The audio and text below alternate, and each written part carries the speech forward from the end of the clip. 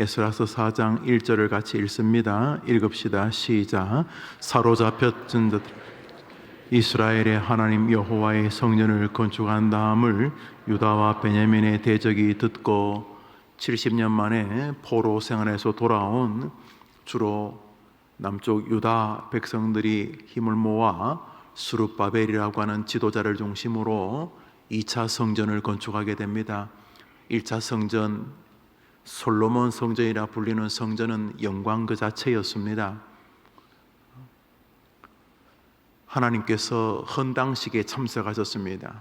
그러니까 말 그대로 영광 그 자체였으나 이스라엘의 범죄로 인하여서 그 성전은 바벨론에 의해 완전히 회파되었습니다. 벽돌 2장이 연결되지 않을 만큼 산산조각이 나버렸습니다. 성전은 바벨론 사람들이 오줌을 누는 곳으로 변할 만큼 온 이스라엘이 조롱을 받았고, 하나님은 우상 숭배로 떨어진 이스라엘로 인해서 기꺼이 그 모든 수치를 담당하셨습니다. 70년 만에 포로로 돌아온 이스라엘은 우리들이 하나님에게 잘못했구나 하면서 가장 먼저 한 것은 그 옛날 솔로몬 성전 터에 두 번째 성전을 세우는 것이었습니다.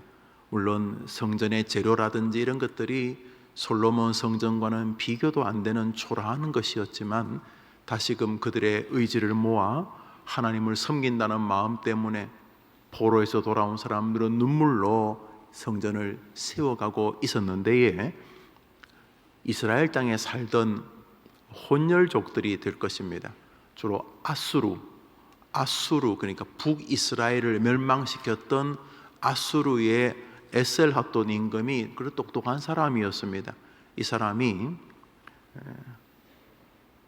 아수르의 범죄자들, 죄수들에게 너 감옥에서 평생 썩을래?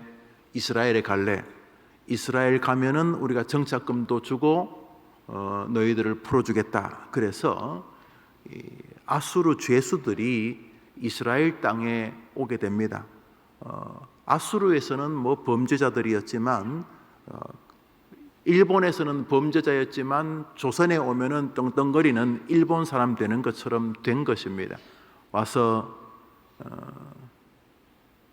이스라엘을 종사름 삼게 되고, 또 이스라엘에 남아있던 사람들하고 시간이 지나면서 또 연애도 하고, 그래서 피가 섞여서 혼혈인이 된 것이죠. 올 때 아수르는 아수르 신들을 다 데려와서 곳곳에서 산당을 세우면서 자기들의 신을 섬기고 있었습니다. 그런데 아수르가 북이스라엘을 멸망시키고 얼마 뒤에 바벨론이 남쪽 유다와 아수르까지 멸망시킵니다. 그래서 바벨론이 약 40년간 통치를 하다가 메데 바사, 페르시아, 바사국에 의해 나라가 망하게 됩니다. 그러니까 이 사람들은 이 이스라엘 땅에 산지 70년 이상 된 사람들입니다. 그러니까 20살에 왔다 치면 90살, 그 다음에 그 후손들, 아버지 쪽은 아수르 사람이고 또 어머니 쪽은 이스라엘 사람이어서 일명 사마리아류의 사람들입니다. 피가 섞인 사람들. 70년 만에 자기 나라를 멸망시켰던 바벨론을 멸망시킨 이 바사 나라의 고레스 임금이 하나님의 감동을 받아 이스라엘 백성들이 돌아가 성전을 지으라고 허락해 주므로 이스라엘 사람들이 오는데, 이스라엘 사람들은 포로 생활은 했지만은 포로 생활 가운데 다니엘 같은 걸출한 지도자들에 의해서 신앙을 더 돈독히 여기고, 지난 송구영신 예배 때 설교했지만 바벨론 강가에서 눈물을 흘리면서 더 이상 우상 숭배를 노래하라면 우리는 노래 안 하겠다, 수금을 버드나무에 걸고 이렇게 했던 이 믿음을 지킨 이 사람들이 돌아와서 성전을 짓겠다고 하니까, 이스라엘 땅에 살고 있던 그 아수르, 여전히 다른 신들을 섬기고 있지만 말 그대로 그냥 이렇게 다신론이죠. 우리 섬겨줄게, 우리가 바알과 아세라도 섬기고 야훼 야훼도 섬겨줄게. 우리도 같이 성전 짓자 이러면서 우리도 성전 지으면서 한쪽 구석에 방 하나 달라. 거기에 우리 아세라상 넣고 우리는 우리끼리 섬길 텐데 대신에 우리도 좀 도와줄게. 뭐 이러는데 이스라엘 백성들은 안 하겠다고 하니까 하겠다. 결국 도와주는 척하면서 방해하는 거죠. 그러니까 결국은 이 아수르 혼혈인들이 성전 짓는 것을 방해하려는 목적으로 동참하려고 하는 것을 스룹바벨을 비롯한 이스라엘 사람들이 거부합니다. 우리 성경 말씀 2절 3절을 읽읍시다. 시작. 스룹바벨과 족장들에게 나와 이르되 우리도 너희와 함께 건축하게 하라. 우리도 너희같이 너희 하나님을 찾노라. 아수르 왕 에살핫돈이 우리를 이리로 오게 한 날부터 우리가 하나님께 제사를 드리노라 하니 3절입니다. 스룹바벨과 예수아와 기타 이스라엘 족장들이 이르되 우리 하나님의 성전을 건축하는데 너희는 우리와 상관이 없느니라. 바사왕 고레스가 우리에게 명령하신 대로 우리가 이스라엘의 하나님 여호와를 위하여 홀로 건축하였더니 4절입니다. 시작. 이로부터 그 땅 백성이 유다 백성의 손을 약하게 하여 건축을 방해하되. 오늘 본문을 보면은 성전 건축이라고 하는 눈물로, 이 건축은 단순히 건물 하나 짓는 게 아니라 우리가 왜 이렇게 되었는지, 왜 이 나이가 될 때까지 나의 삶이 이런지, 하나님 잘못했습니다 하면서 회개와 고백의 의미가 이 스룹바벨 2차 성전에 있습니다. 그래서 믿음으로 돌아온 그 결과입니다. 그래서 믿음으로 하나님 앞에 헌신하려고 하는데 같이 도와주겠다는 이름의 방해꾼들이 등장을 합니다. 아니, 전혀 다른 방해꾼이 아니라 한 다리를 걸치고 있는데 가만히 보니 방해꾼입니다. 많은 사람이 교회 생활하다가 방해꾼이 있으면 견디지를 못합니다. 그래서 막 말합니다. 하나님, 이럴 수가 있습니까? 내가 뭐 잘 먹고 잘 살자는 것도 아니고 내가 전도 열심히 해보려고 하는데, 내가 무슨 모임 열심히 해보려고 하는데 하면서 정당성이 큰 일을 하면은 방해꾼이 있으면 안 된다는 생각을 가진 이들이 꽤 많습니다. 아닙니다. 가장 거룩한 가정 안에 원수들이 다 들어 있습니다. 너희 원수는 너희 가정에 있다. 뭐 세상에서 사람들이 되도 않은 인격을 가진 사람들끼리 싸우는 거야 그렇다선 치는데, 그것이 자신의 문제가 되면 견디지를 못합니다. 특별히 교회 안에서 왜 많은 분쟁이 일어나냐 하면 그 밑바닥에 거룩한 일을 하는데 어떻게 저럴 수 있냐 이런 생각 때문에 서로 많은 긴장이 벌어집니다. 한번 따라합시다. 믿음의 세계에는 방해꾼이 있다. 오늘 본문은 우선 이 일이 분명히 겉으로는 멋진 일처럼 보입니다. 성전 건축, 그것도 눈물로 회개하면서 세우는 것이고, 또 이 아수르와 피가 섞인 이 사람들이 배속이야 아주 악한 생각이 있지만 겉으로는 동력하겠는데 왜 도와주겠다는데 방해하느냐는 이유로 결국은 방해합니다. 여러분이 계속 읽어보시면 결국 그 사람들의 목표는 성전 건축을 못하는 게 하는, 성전 건축을 못하게 하려고 도와주겠다고 한 것이 뒷부분에 나옵니다. 분명한 것은 가장 정당성이 큰 일에도 인생에는 긴장이 있다. 그러므로 여러분의 적이 꼭 외부에 있는 게 아닙니다. 여러분이 기도하고 싶은 마음이 들면 동시에 그 기도를 방해하는 게으른 마음이나 기도하려고 마음먹으면 평소에 그냥 좋던 관계들이 갑자기 망가지거나 여튼간에 믿음 생활할 때에 방해꾼들이 등장하면은 하나님의 뜻이 계시구나 라고 생각을 해야 하는 것입니다. 한 번 더 합시다. 믿음의 세계에는 회방꾼이 있다. 오늘자 날조 사도행전 4장을 봅니다. 사도행전 4장입니다. 오늘자 날조 사도행전 4장입니다.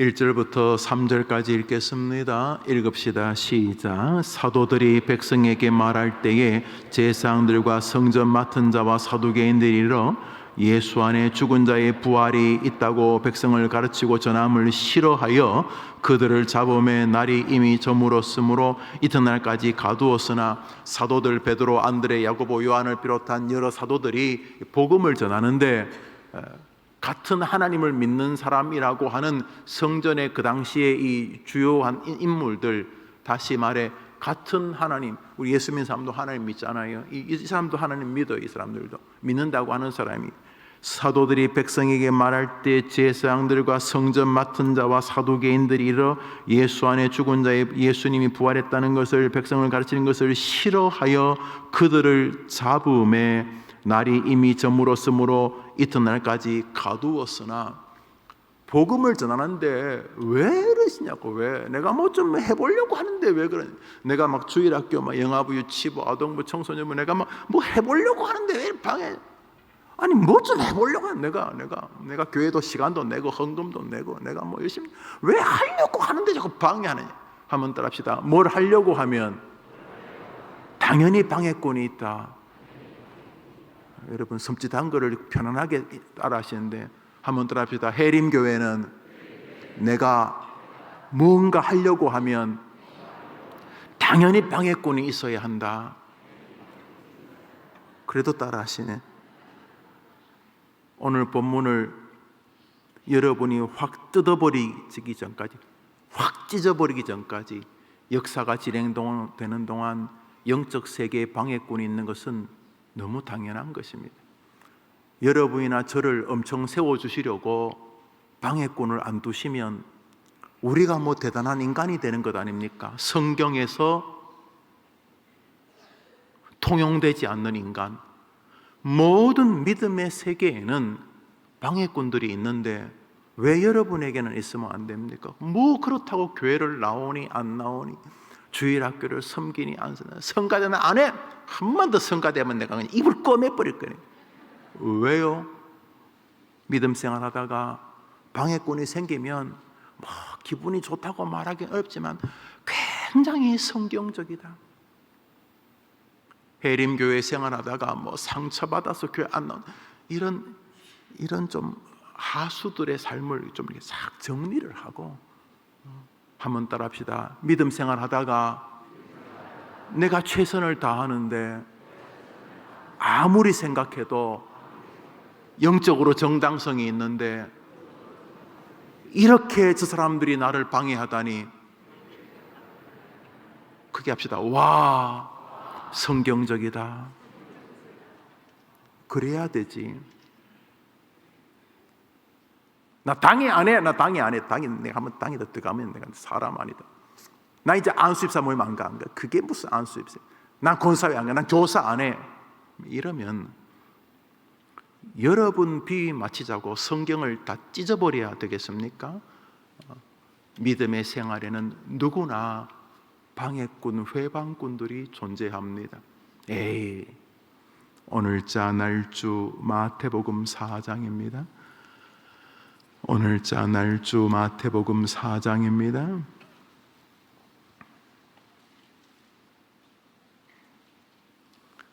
8절과 9절입니다.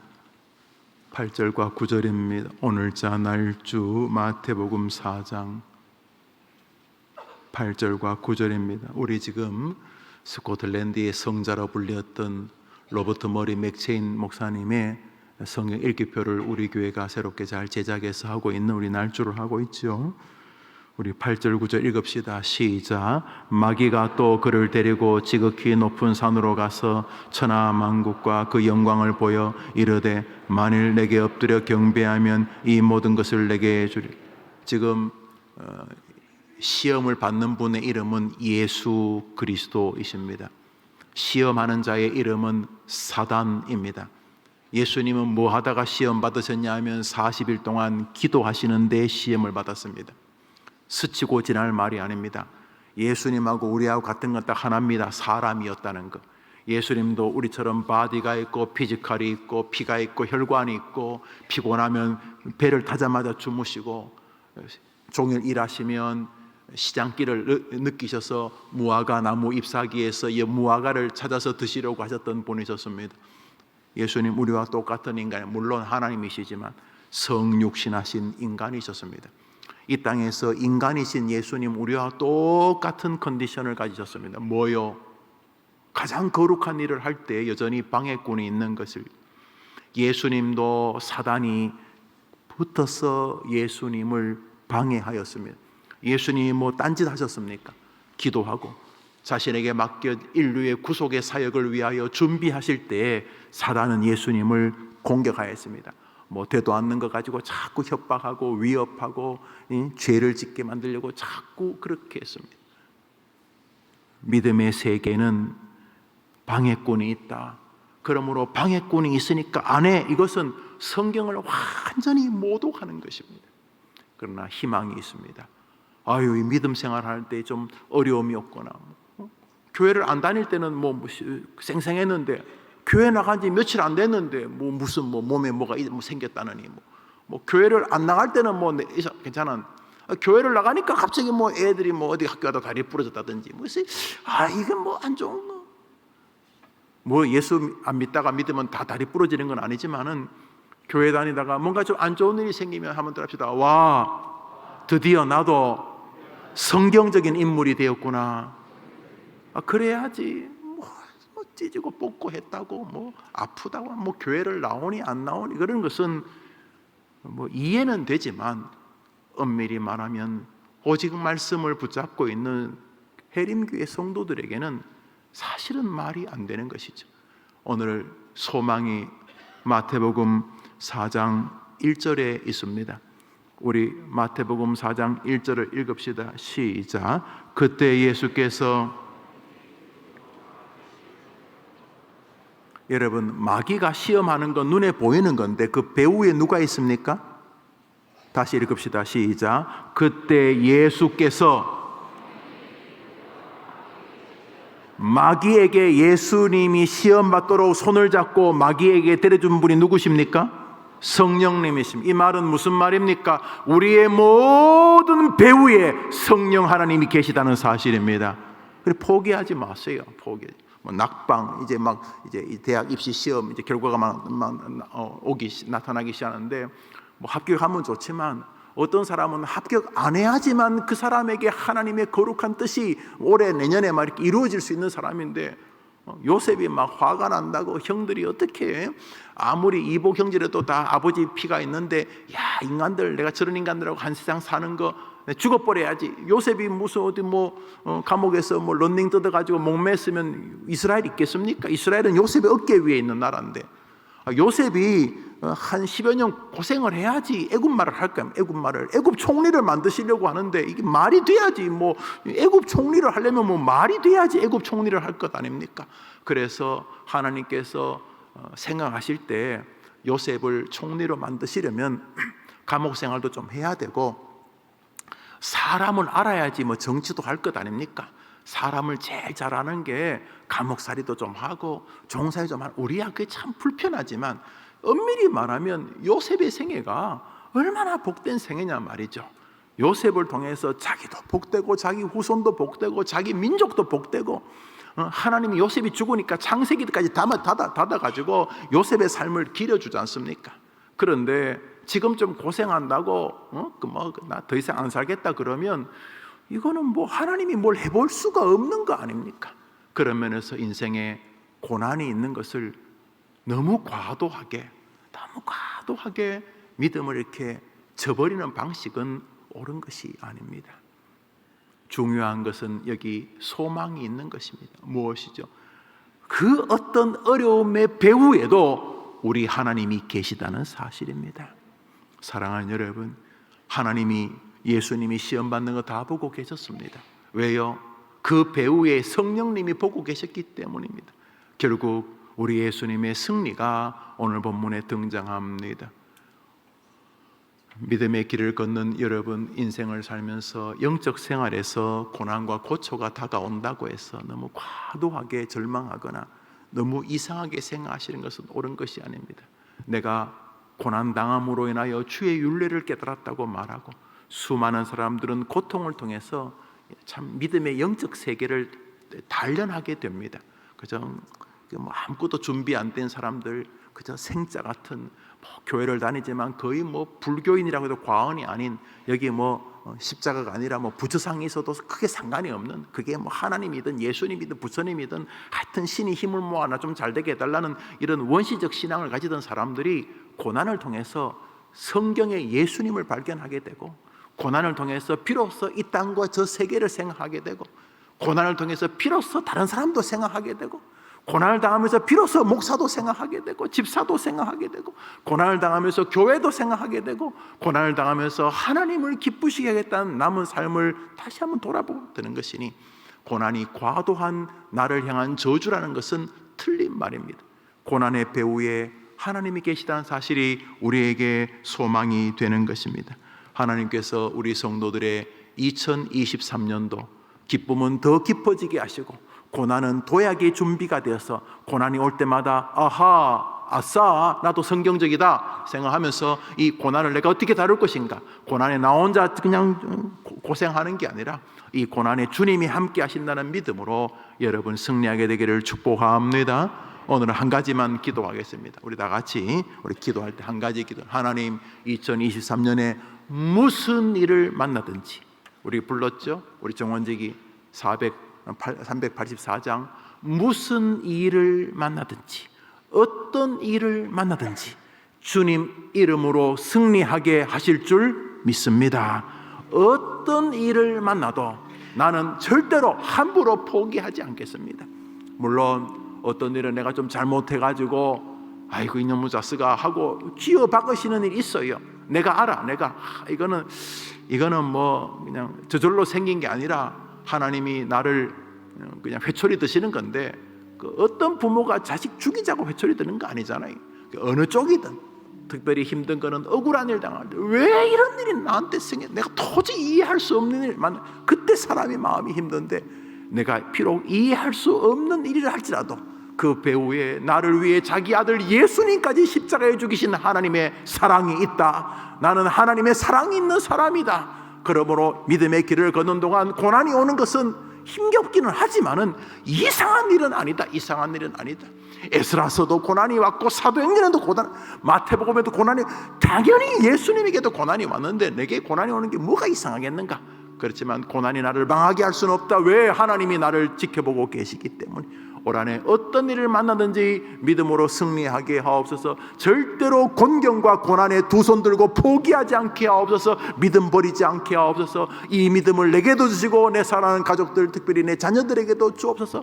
고난당하는 것이 내게 유익이라고라도 말할 수 있도록 주님 도와주시옵소서. 이제 모나치 한번 기도합시다. 하나님 아버지, 셋째 날 아침 특별 새벽 기도회를 갖습니다. 성전 건축을 70년 만에 포로 생활에서 돌아와서 합니다. 이것은 너무나 정당성이 있는 일이고, 이거는 하나님도 분명히 기뻐하실 확신이 있지만은 앞불사 그 일에도 방해꾼이 있습니다. 나 잘 먹고 잘 살자는 것도 아니고 성전 짓겠다는데, 하나님 위하여 하겠다는데 왜 저런 인간들이 나를 방해하는가? 인생을 살다 보면은 이해 안 되는 방해꾼들이 있습니다. 내가 병원 신방 가는 사람이지 내가 병원에 입원할 사람인가? 내가 힘든 사람 위로하고 기도해 줄 사람이지 내가 힘들다고 남이 와서 나를 기도해 줄 사람인가? 살다 보면은 기가 막힌 일들을 많이 겪습니다. 그때는 의심도 생기고 믿음 생활이 자꾸 절망적이기도 하고 포기도 되어지는데, 오늘 성경에 의하면은 그것이 이상한 일이 아니라는 사실을 보게 됩니다. 믿음의 세계에는 우리 성도들이 몇 번이나 따라했듯이 방해꾼이 있다. 믿음의 세계에는 방해꾼이 있다. 때로는 너의 원수가 너희 가정에 있다. 성경이 그렇게 말하니 성경이 틀리지 리가 없으니 우리도 믿음의 길을 힘있게 한번 걸어가도록 승리의 신앙을 주시기를 원합니다. 2023년 말씀의 은혜와 능력을 경험하는 말씀 제일주의 한 해가 되게 하옵소서. 기도의 힘으로 문제를 해결하는 기도를 경험하는 한 해가 되게 하옵소서. 섬김과 충성의 자세로 각자에게 맡겨진 믿음의 길을 성실히 걸어가게 도와주시고 삶의 길을 걸어가게 도와주옵소서. 성도들의 가정에 평안을 주시고 경제적인 문제가 신앙을 가로막지 않도록 인도해 주옵소서. 저 성도들이 사랑하는 사람들을 구원해 주시고 저 성도들의 자녀들의 믿음이 성장하게 하옵소서. 담임 목사를 건강하게 지켜주시고 담임 목사의 영육을 주께서 긍휼히 여겨주시고 감격의 사역이 되게 하옵소서. 좋은 동역자들, 좋은 장로님들 만나 복을 누리게 하신 것 감사합니다.